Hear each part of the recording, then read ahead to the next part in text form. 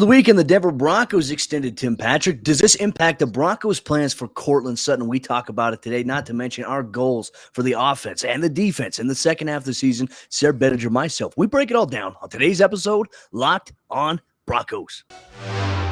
You are Locked on Broncos, your daily Denver Broncos podcast. Part of the Locked on Podcast Network. Your team every day. What's up, Broncos country? Welcome back into a brand new episode of Locked on Broncos. It is Thanksgiving week this week, ladies and gentlemen. And just a reminder, there will be no show on Thursday. Enjoy that with your family, football, food, just all the festivities. You've deserved it. But this week we have you covered as the Broncos prepare to take on the Los Angeles Chargers. Welcome into a brand new episode of Locked on Broncos, your daily Denver Broncos podcast here on the Locked on NFL Network, your team every day from the South Stands to the end zone. I'm your host, as always, Cody Roark, joined alongside by my co-host, Sayre Bedinger. Both of us cover the Denver Broncos for the Locked on Network and 9 News. Make sure you follow and subscribe, free and available everywhere you get your podcast. Subscribe here on YouTube, and thank you for making Locked on Broncos your first listen today. Sayre, my friend, great to see you. I know it's been a couple of days here. I went on a little bit of a mini vacation. That's why we're doing the show here early Monday morning for anybody that maybe was expecting the episode to be available right away. Great to see you, my man. Great to see you, Cody. Yeah, I hope you enjoyed your time. I know you got a chance to watch some football with some cool people and all that good stuff. So excited to be back at it. It was weird, man. It was weird not having a Broncos game right after, what was it, 10 straight weeks plus preseason plus training camp. It felt weird to just kind of be in the dark as far as one of only two teams with a bye. Well, we were hoping that the AFC West was going to lose as well. I mean, the Raiders lost. The Bengals took care of them in Vegas, but then the Chargers, they win a thriller on Sunday Night Football. The Cowboys, unfortunately, laid an egg against the Kansas City Chiefs, and that defense for them seems to be rolling. So kind of the things we were looking forward to seeing this weekend during the bye didn't really come to fruition, but I won some money on some live betting, my friend. I obviously had a great time at the DNVR bar with a lot of great friends. Wish you could have been there, my man. It would have been fun, but man, I tell you what, we do have some good news in Broncos country. And it happened on Friday. And I actually had gotten a DM from our guy, C. Keith. It said on Friday before anything happened, he said, I wonder when George Paton will extend somebody. And then all of a sudden we get the notification the Broncos are extending Tim Patrick on a 3-year, $34 million contract, 18.5 of that being guaranteed. And look, Sayre, I couldn't be more happy for Tim Patrick. Well deserved, because he's been an impactful player. He's got 4 touchdowns on the season, 530 yards through the air. I mean, he's been super reliable, well deserved. And once again, George Paton taking care of an in-house guy. Yeah, it's really, really cool to see. And I think the bye week is kind of the perfect time to reassess which guys are deserving. I had an article on Predominantly Orange looking at a few guys that I felt should get, re-signed ASAP. And we talked about that on a previous show. And then you get the direct message. And of course, George Paton seems to be on the same page with everyone in Broncos country right now, Cody, that Tim Patrick needed to be part of this team going forward. And the reason for that is exactly the same as why everyone thought, well, Justin Simmons should be re-signed or Shelby Harris should be re-signed. You come from, I'm not saying Justin Simmons came from nothing, but Shelby Harris kind of did. If you come from virtually nothing or being a lower drafted guy and you outperform your either draft status or being an undrafted free agent or practice squad guy or whatever, and you play well for a consistent period of time, you do all the right things off the field, you provide a spark for the offense, Tim Patrick has been all that. He's been one of the only consistent and available players for the offense over the last couple of years, right? And so it's really, really good to see him getting rewarded for that, even though it comes before Courtland Sutton's deal gets done, which hopefully, Cody, will see that still happen here in the future. I know you tweeted out something about that on Friday as well. So, but for the time being, Tim Patrick under contract for the next 3 years. I think there's some huge, huge implications of that going forward. Oh, just big. I mean, I think also it goes to the culture of what Shelby Harris was talking about when George Paton resigned him, that, hey, if you produce, if you play well, you're going to get rewarded because, look, we'll be completely transparent and honest here. Under John Elway, that wasn't the notion. Many players felt that even if they performed well, that they wouldn't get a contract they deserve because John Elway, I mean, he's very tough in negotiations. He hardballs players and agents. George Paton's like, look, if you can contribute to this football team, yes. And I also think it creates something as well. And I'll touch on the Courtland Sutton thing here for a brief moment. From what I've been told, the Broncos' plan is still to try to get a contract extension done for Courtland Sutton. This doesn't change anything whatsoever. And this kind of leads me to my next point, Sayre. I think that the Broncos right now, where they're at, Obviously, we see that the defense has so much money relegated to them right now in terms, I believe it's like in the 90 million range in terms of overall total salary cap. I think that was with Von Miller. Now with him gone, I mean, you still have 9 million you have to pay for that. But I think that what we have seen so far from the Broncos, I think that George Paton is really going to try to shift things to where he takes care of, obviously, the players you need to take care of. You need playmakers right now in the NFL. If you have no wide receivers, and look, we saw that when Jerry Jeudy went down with an injury. Courtland, Sutton, Tim Patrick, they were doing everything that they can, but you still need some playmakers at that position. So Courtland Sutton obviously makes the most sense. But what makes sense for the Broncos outside of Sutton, getting them a consistent quarterback, Sayre. Who knows who it is? It could be somebody in free agency. It could be somebody in the NFL draft. We don't know yet. But getting somebody that can throw these guys the football, well deserved. I mean, they deserve that. And that's the thing. Tim Patrick, I mean, Courtland Sutton, these two players, you could say, have succeeded regardless of who the quarterback is. But that's because they've taken shots downfield as well. They've utilized them to their strength. So the Broncos need to find a way after this bye week to get to that. The Tim Patrick extension doesn't change anything with the Broncos and Courtland Sutton, and that's something that we love to see. But we could see the Broncos and George Paton shift to this new philosophy of having balance here. Instead of allocating all your money to the defensive side of the ball, how's that going to work? You're going to restructure some contracts, right? How can you negotiate some of these things? But having some balance to where you're actually paying the offense. So the cool thing is, yes, you still have guys like KJ Hamler, Jerry Jeudy on rookie contracts. Now is the time for the Broncos to go all in on the offensive side of the ball, taking care of playmakers, Sayre. And look, they got a better chance to do it than right now. That's right. And I think the funny thing is this is what gets posted in my mentions a lot, Cody. When I talk about my instant reaction is obviously, joy over Tim Patrick being re-signed. But then I'm also like, all right, got to figure out a way to keep Courtland Sutton. The number one response that I typically get is, well, but we don't have a quarterback to throw him the ball, like you just alluded to. And I think that's hilarious, and I think what people need to understand is that when you do bring in a quarterback that can get these guys the ball, you don't want to not have those players. Or if you're bringing along a rookie quarterback, you don't want to not have these good players at the wide receiver position for him to throw the ball to, because that's going to obviously help their development, or it's going to help you just keep things rolling. Look at what Peyton Manning had when he stepped in that 2012 season. He came in right as Demaryius Thomas and Eric Decker were hitting year 3. Then you add the next year, you go out and add Wes Welker. Julius Thomas comes in and develops. So, I mean, there's different things like that just, the Broncos, if they would have just decided, well, we should just trade Demaryius Thomas because it's a lost cause and it doesn't matter, blah, blah, blah. Well, that would have not worked out so great, would it? So yeah. I think that they definitely need to make sure that they prioritize these weapons on offense, because you are going to have that opportunity to bring in a quarterback. There's different players around the league right now that are in really weird situations. Look at Russell Wilson. Yeah. After a 10-6 season, he was upset, wanted to get out of Seattle, posted all the teams that he would want to be traded to. One of them at the time wasn't the Broncos. I hope that will change in the future. But at the same time, now they're 3-7. And how much worse is it going to get? Obviously, the Aaron Rodgers thing is still on the table. Who knows what's going to happen with Derek Carr and the Raiders. I mean, there could be any number of options right now that people don't really have on the radar, that the Broncos are going to get somebody at the quarterback position next year. So they need to have these weapons locked in.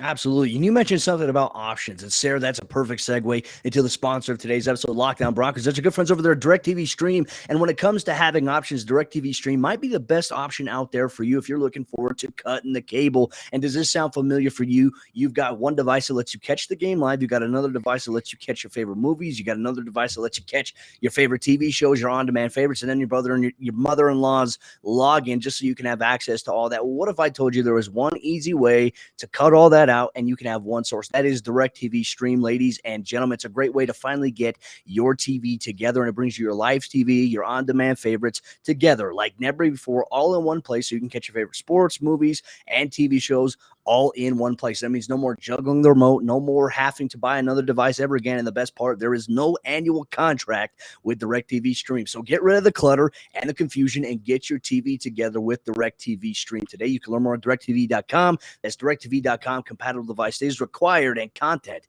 it varies by package. As we open up the second half action of today's episode, Lockdown Broncos, ladies and gentlemen, we're getting into our goals here for the Broncos offense, the Broncos defense, as they approach this week's action against the Los Angeles Chargers. But this is for the second half of the season. It's really began. The bye is there. Players, they got to reset. They got to get away a little bit. The Broncos, they have practice here today. Justin Simmons, obviously, everyone's coming back, and Justin stayed in town, obviously, in Denver there. But for the most part, a lot of players went out of town, and now they're coming back, obviously, Thanksgiving week. You're going to see a lot of people trying to bring their families into town.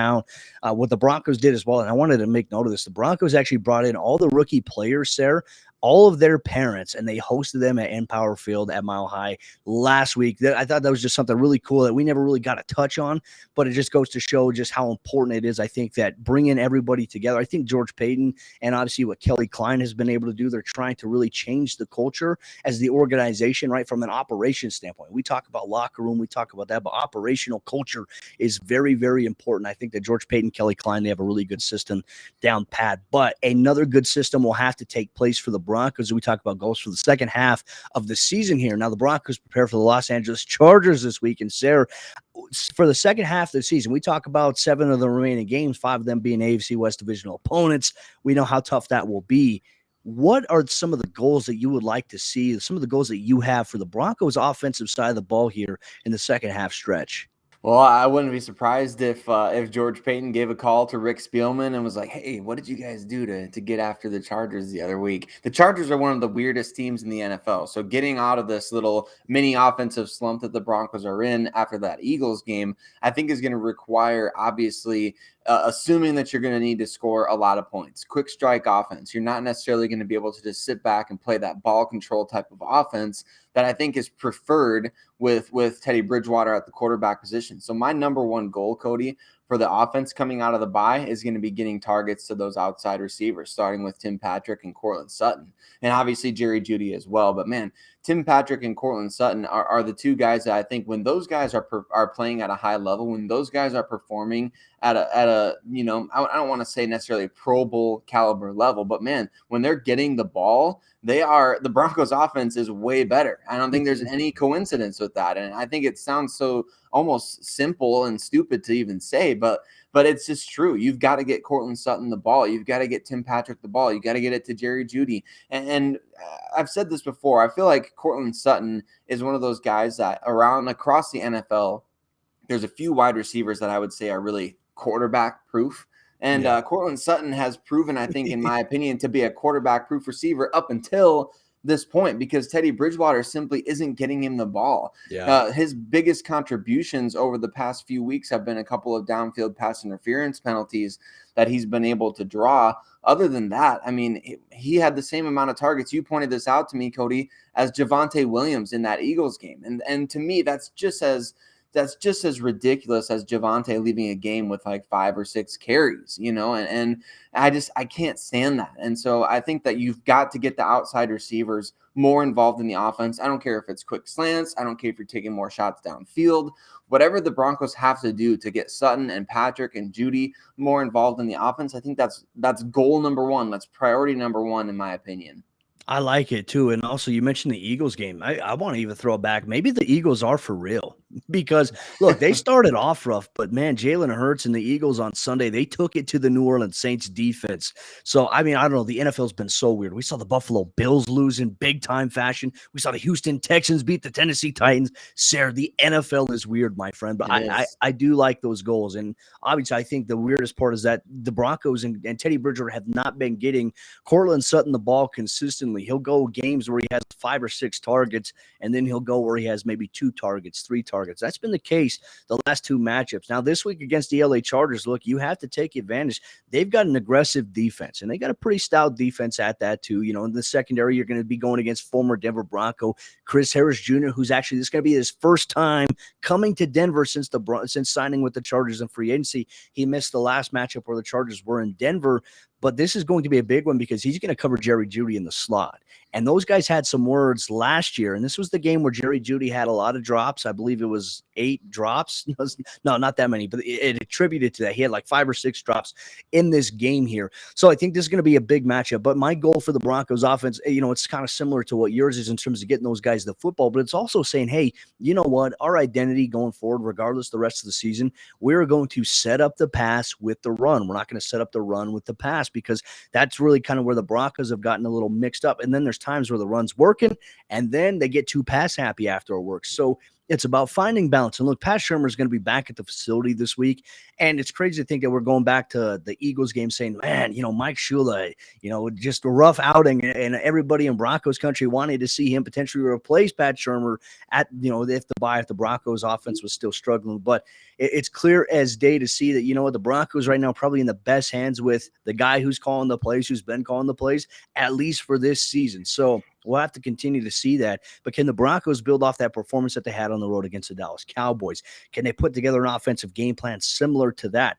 To me, sir, I think that's going to be the biggest goal, is just trying to find consistency. And that's really the biggest thing. Can the offense be consistent through the second half of the season? If they can, sir, look, maybe they can split a couple of these games. You have 7 games remaining. If you can go at least one game above 500, if you can go 4-3, sir, I think the Broncos have an outside shot to potentially make the playoffs. Look, that would put you at about a 9-8 record if you went 4-3 down the final stretch here. So not sure, Sayre. I'm not sure where the Broncos stand on this, but look, the NFL has been so weird. That is my goal here for the Broncos offense. And look, obviously consistency at quarterback. I think we can all agree Broncos country, they're kind of fed up about the quarterback situation right now. They have every right to be. It's frustrating just to see everything go as bad as it's gone and being inconsistent. You see Teddy against the Cowboys play well, and then you see him against the Eagles, and all of a sudden it's just like the Broncos offense has no life. So I hope that he can turn things around, right? Because we talked about it last week. We said that our hope is that for a player that we hope can surprise us in the second half can be Teddy Bridgewater in a good way. So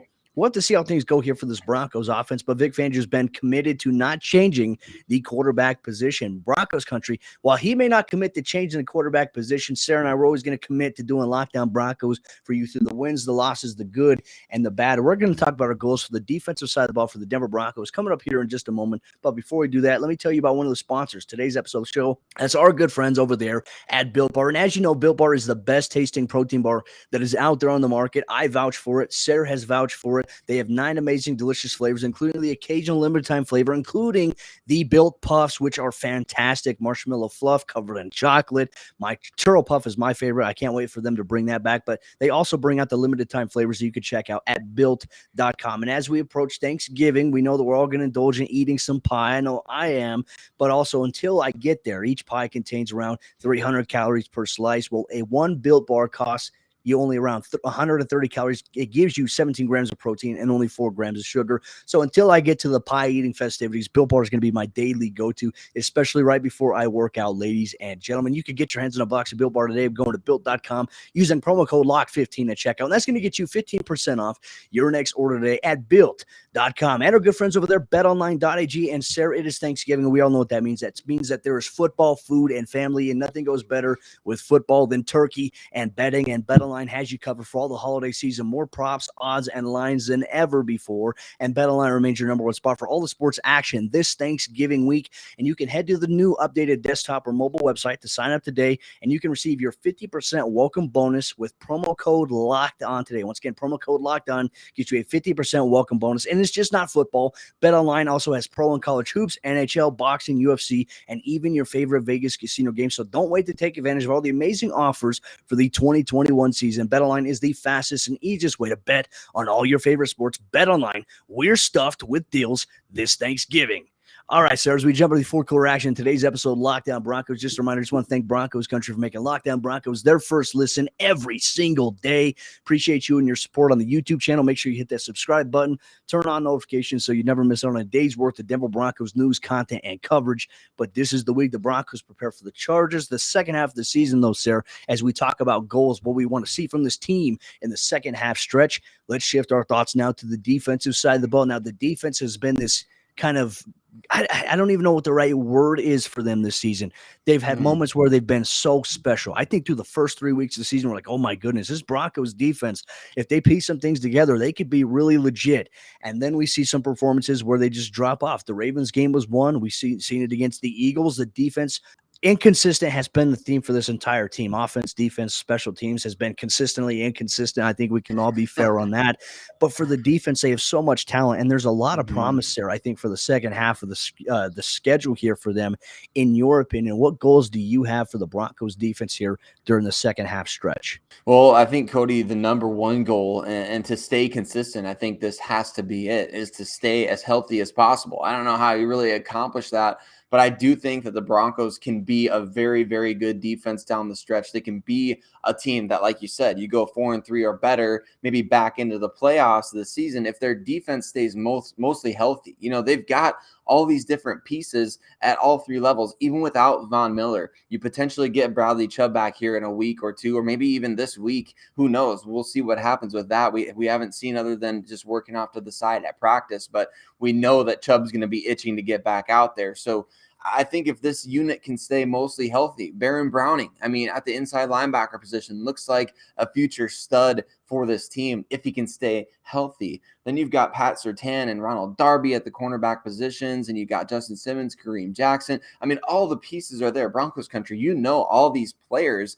that are in place right now, even being as far down the depth chart as they are at the linebacker position. How nice is it to have the depth that they've had this season? I think that's the Broncos get dinged a lot for their depth. But I think if you can find a way to stay mostly healthy, Cody, this defense has all the pieces in place. Jonathan Cooper having kind of a breakout couple of weeks here recently. You've got all these different players that are just piecing together. I don't know if it's just all coming at the right time or what the case may be, but I think they've got the pieces right now defensively to be an effective team, especially as you enter divisional play. So it's going to be critical for these guys to stay healthy. That's goal number one, in my opinion, because they have the guys to execute this defense. We saw it against Dallas. They can be an absolute shutdown unit when they're fully healthy, at least with the guys that they have that are not on injured reserve right now. Yeah, I mean, those are great points too. And health is always wealth. And I feel like every season, Sarah, we always have this conversation like, what if these guys were healthy for the Broncos? I know that's been a conversation point that we've had in Broncos country, but I think that looking at the secondary right now, Sarah, when I look at these remaining games, obviously you have two matchups against the Chiefs, two against the Chargers, one of them beginning this weekend. You have a Detroit Lions team that is banged up and they just have no morale right now. But they're still fighting, which is crazy. And then you play the Bengals, who are one of the weirdest teams right now in the NFL. One week they look like the best team. The next week they lay an egg, but they go on the road, obviously beat the Las Vegas Raiders. And then you have one more matchup against the Las Vegas Raiders, who are right now just in a state of turmoil since everything has happened with the whole John Gruden thing and the whole Henry Ruggs thing.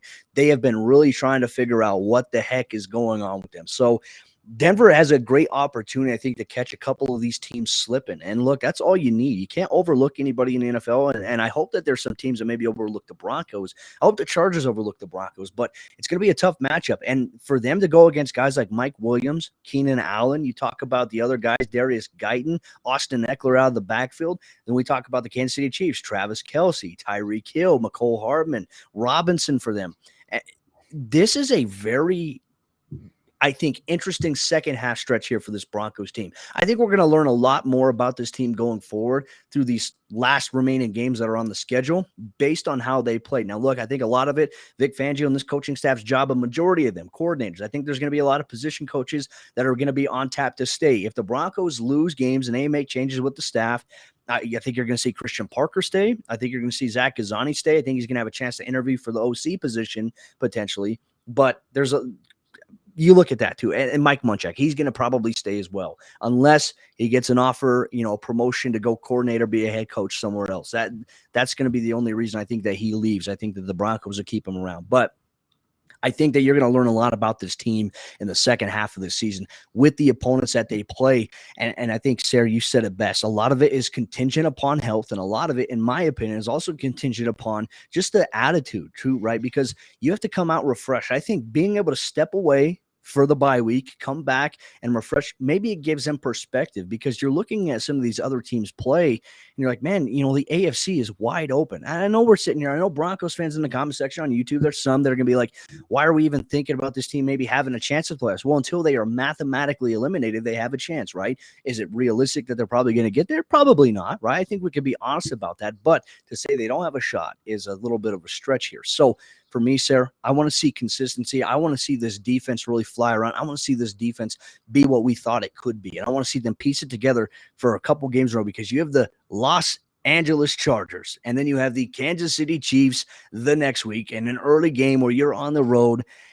This is going to be an interesting time here for this Broncos football team. I know Broncos fans are kind of defeated. They're down right now, but look, if the Broncos can sneak a win against the Chargers, I think that they can go into Arrowhead. I know the Chiefs are playing well right now, but I think that the Broncos, if they play well, if they find their rhythm there, they might catch the Chiefs slipping, which we had talked about coming into the season. We at least like to see the Broncos split one of the games with Kansas City. So we'll have to see how it all goes, my friend. But all week long, Sayre, Bedinger, myself, we have you covered here, Locked On Broncos. Just a reminder, on Thanksgiving, no episode of the show. Go enjoy time with your friends, your family, football, food, and all the festivities of the Thanksgiving holiday. We have you covered today. We have you covered Tuesday, Wednesday, and Friday for Locked On Broncos. We're also going to do a crossover show this week with the Locked On Chargers. Guys, can't wait to break down all the action on Locked On Broncos. Just a reminder, thank you for making us your first listen of the day. Every single day, you can get this podcast free and available everywhere you get your podcast, not to mention on YouTube. Hit the subscribe button, turn on notifications so you never miss out on a day's worth of Denver Broncos news, content, and coverage. Speaking for my co-host, Sayre Bedinger, I'm Cody Roark. We'll see you next time for a brand new episode, Locked On Broncos.